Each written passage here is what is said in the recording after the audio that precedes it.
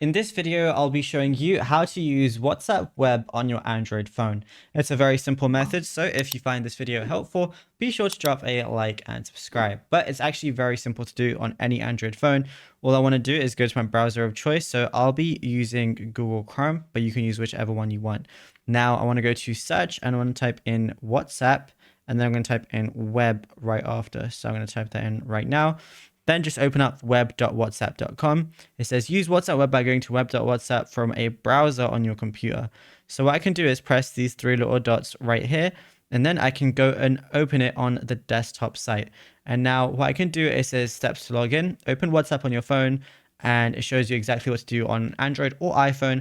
Then it says tap linked devices and then link your device. And then it says scan the QR code to confirm. And it's literally as simple as that. Now, if you found this video helpful, be sure to drop a like and subscribe.